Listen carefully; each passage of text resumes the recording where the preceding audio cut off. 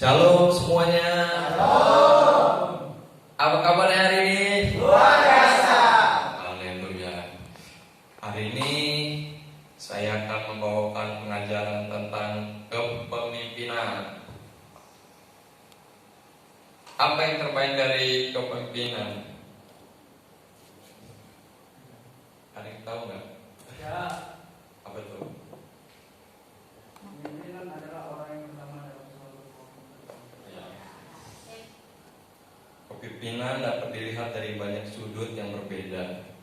Kepemimpinan adalah suatu posisi, perusahaan mempunyai pemimpin, organisasi mempunyai pemimpin, kelompok juga mempunyai pemimpin.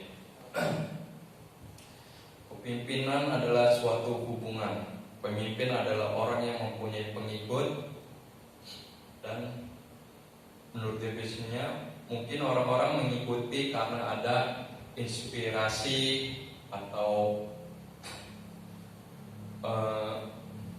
kepentingan pribadi dan struktur organisasi. Itulah kepentingan-kepentingan yang mengikuti pemimpin. Pemimpin dikenal melalui tindakan kepemimpinan yang terlihat dari pengikutnya. Seseorang mungkin mempunyai mempunyai sifat pemimpin, tapi pemimpin itu sendiri bukan dilihat dari sifatnya, melainkan dari tindakan memimpin, mengambil tindakan untuk memimpin. Itu yang disebut pemimpin.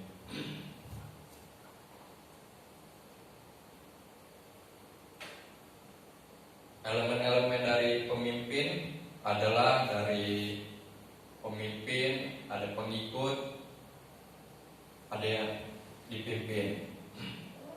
Pada dasarnya kepemimpinan Kristen berbeda dengan kepemimpinan biasa. Pada umumnya itu terlihat dari motivasi dan alasan dan tindakan-tindakannya. Contohnya, kalau pemimpin umumnya mungkin menjadi pemimpin karena dapat pendapatan yang lebih, mencari keuntungan gitu. Sedangkan pemimpin Kristen berbeda. Kepemimpinan Kristen itu kita nggak boleh yang namanya mencari untung. Kita harus ikhlas setia kasih dengan penuh kasih, kerendahan hati dan tanggung jawab. Jadi dalam kepemimpinan Kristen kita nggak boleh dapat, tapi tujuan kita bukan untuk mencari suatu keuntungan. Dalam kepemimpinan, definisi seorang pemimpin mempunyai pengikut-pengikut dalam situasi tertentu. Tidak semua orang akan menjadi pemimpin dalam situasi, tetapi orang memimpin akan dikenal dari kenyataan bahwa ia mempunyai pengikut. Kualitas dasar pemimpin adalah dilihat dari bagaimana para pengikutnya menghormati dia. Sedangkan bagi pemimpin yang kurang baik atau kurang cakap, itu mendapatkan suatu burukan untuk menilai pemimpinnya. Bagaimana menemukan pimpinan yang baik, pemimpin yang baik? Terletak dalam pembentukan organisasi yang mendorong mempromosikan kualitas-kualitas pemimpin dalam memimpin kelompok yang tepat dan serangkaian kondisi yang tepat. Pemimpin yang baik adalah pemimpin yang bisa berkomunikasi, cakap berkomunikasi baik, membuat itu yang pertama. Yang kedua adalah membuat majikan yang berhasil. Yang ketiga adalah bisa memotivasi. Setuju nggak nih kira-kira? Setuju. Oke. Kita sudah mencari pengertian dan pemimpin yang baik. Bagaimana dengan pemimpin Kristen? Apakah kepemimpinan Kristen itu? Kepemimpinan Kristen ialah kepemimpinan yang dimotivasi oleh kasih dan disediakan khusus untuk melayani. itu merupakan kepemimpinan yang telah diserahkan kepada kekuasaan Kristus dan teladannya.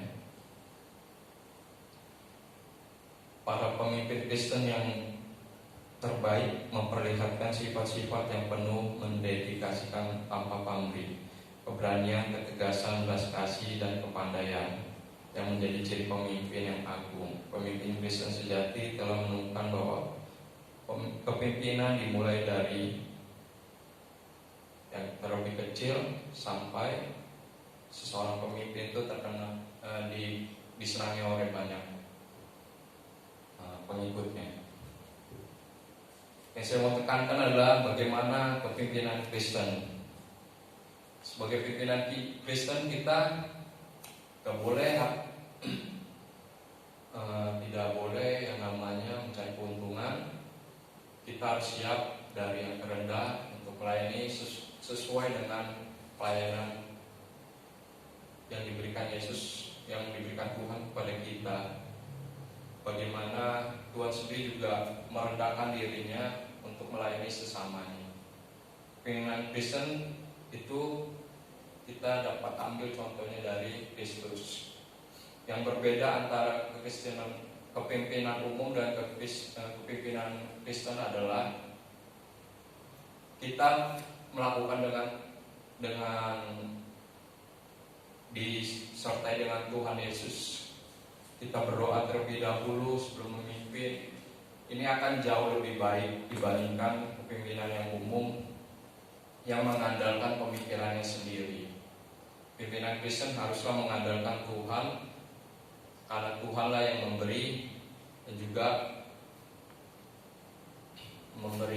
mengambil dari kepemimpinan kita. Oke. Peran kepemimpinan dimulai dari seorang pelayan. Dedikasi tanpa pamrih dimungkinkan karena orang Kristen tahu bahwa Allah mempunyai strategi besar di mana Dia menjadi bagiannya. Keberanian diperbesar oleh kekuatan yang datang dari Roh yang berdiam di dalam hati kita. Contohnya, prinsip utama dalam kepemimpinan Kristen adalah harus berlandaskan kasih, harus memiliki sikap yang rendah hati, seperti teladan yang Yesus Kristus berikan. Seorang pemimpin yang besar, Yesus menempatkan kerendahan hati sebagai dasar atau fondasi dari pelayanan.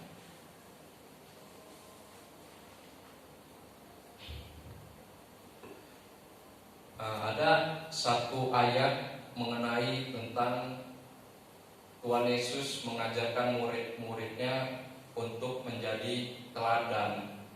Bagaimana Yesus menjadi teladan dan diikuti oleh murid-muridnya. Salah satunya di dalam Yohanes 13 ayat 13. Mari kita baca.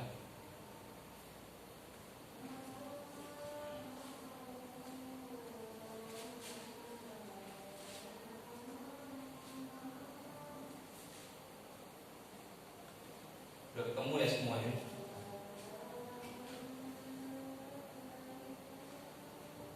Yohanes 13 ayat yang 13.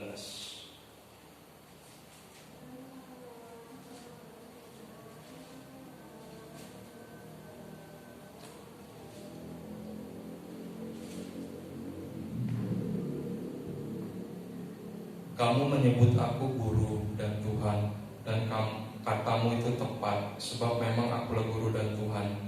Jadi jikalau aku membasuh kakimu, aku yang adalah Tuhan dan gurumu, maka kamu pun wajib saling membasuh kakimu. Yohanes 13 ayat 13 sampai 14. Jadi di mana Tuhan Yesus mengajari murid-muridnya untuk membasuh kaki sesamanya. Yesus saja yang Tuhan mau merendahkan dirinya. Harusnya kita sebagai pengikut juga harus bisa merendahkan diri, tapi bukan mengurangi diri kita atau mengurangi harga diri kita. Maksudnya merendahkan diri. Kita boleh merendahkan diri, tapi tidak boleh merendahkan nilai kita. Ulangi sekali lagi, bagi murid-muridnya teladan dalam doa, rela berkorban kasihnya kepada umat manusia, ketegasan tatanya adalah Allah. Saya ulangi Yohanes 13-14, kamu menyebut aku guru dan Tuhan, katamu itu tepat sebab memang akulah guru dan Tuhan. Jadi jikalau aku membasuh kakimu, aku yang adalah Tuhan gurumu, maka kamu pun wajib saling membasuh kakimu, sebab aku telah memberikan sesuatu teladan kepada kamu, supaya kamu juga berbuat sama seperti yang telah aku perbuat kepadamu. Berkata kepadamu, sesungguhnya seorang hamba tidaklah lebih tinggi daripada tuannya, ataupun seorang utusan daripada dia yang mengutus.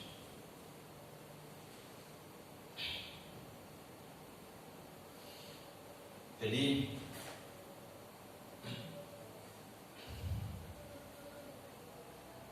poin utama yang dapat kita ambil adalah, yang pertama adalah kita berbeda dengan kepimpinan umum. Kita mempunyai Tuhan yang hebat, yang dahsyat di dalam memulai suatu tindakan, atau kita harus mendasari Yesus terlebih dahulu. Kita harus percaya bahwa Yesus menyertai kita, Dia yang memilih kita, bukan sebagai ekor namun menjadi kepala.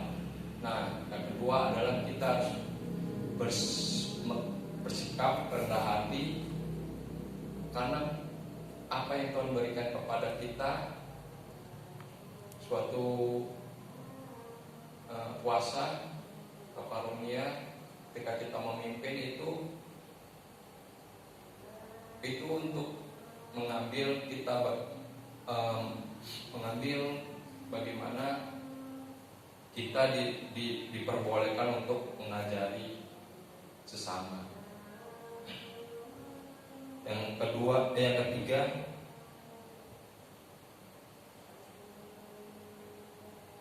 pemimpin Kristen melayani dengan kasih tambah pamrih, karena di dalam dirinya ada Roh Allah bekerja. Yang keempat adalah Tuhan Yesus membasuh kaki muridnya untuk menjadi teladan bahwa saling membasuhi kaki, dan seorang hamba tidaklah lebih tinggi daripada tuannya, ataupun seorang utusan daripada dia yang mengutusnya.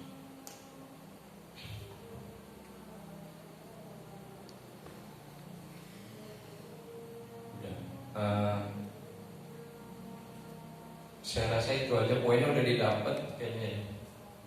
Udah dapat ya poinnya. Baik, kita berdoa untuk menutup renungan firman Tuhan ini. Terima kasih Tuhan buat hari yang Kau beri kami, Engkau kumpulkan kami di sini Tuhan, untuk mendengarkan renungan firman-Mu Tuhan. Terima kasih atas renungan-Mu. Kiranya renungan ini dapat tertanam dan dapat kami pahami, mengerti